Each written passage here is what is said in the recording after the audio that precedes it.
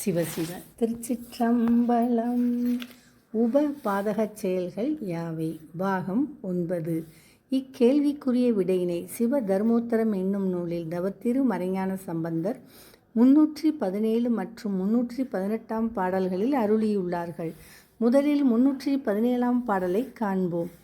பூணார் முலையை பகல் பொழுதில் புணரும் அவனும் பூரணையில் நாணாது அரளில் மைதுனத்தை பசுவின் பகத்தில் நயப்பானும் ஆண் ஆனவர் தம் ஆசியத்தும் அயர்த்தும் பெரியோர் கருத்தாலும் பேணா இருதுமதி பகத்து பேட்பால் புணரும் பேதையுமே என்பதாகும்.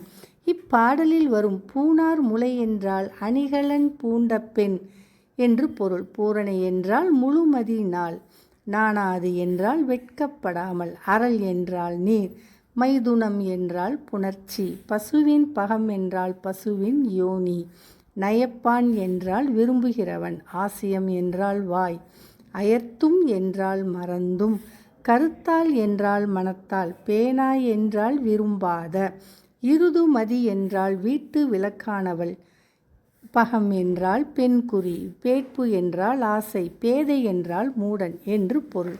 இனி இப்பாடலின் பொருளை காண்போம்.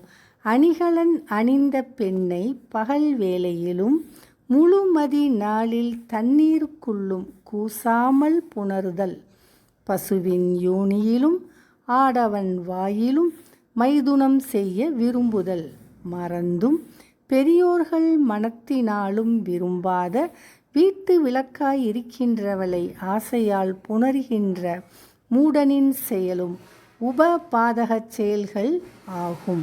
அடுத்ததாக 318 பாடலை காண்போம்.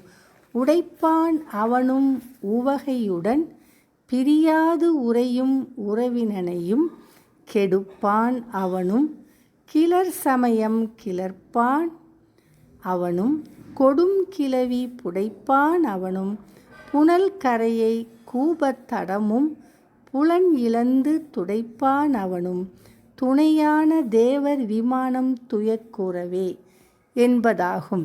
இப்பாடலில் வரும் பிரியாது என்றால் வேறுபடாமல், உவகை என்றால் மகிழ்வு, கிளர் என்றால் ஒளி, கிளப்பான் என்றால் கலகக்காரன், கொடும் கிளவி என்றால் கொடிய சொல், புடைப்பான் என்றால் இடிப்பவன், புனல் என்றால் நீர், கூபத்தடம் என்றால் கிணற்றின் கரை, புலன் என்றால் அறிவு, விமானம் என்றால் கோயில், தேவர் என்றால் தெய்வம், துயக்கம் என்றால் பங்கம், உர என்றால் பொருந்த என்று பொருள். இனி இப்பாடலின் பொருளை காண்போம்.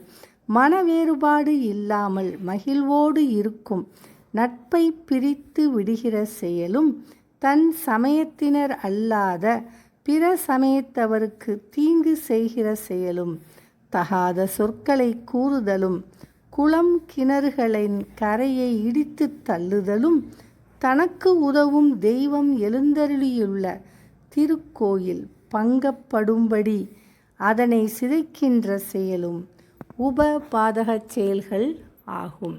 திருச்சிற்றம்பலம்.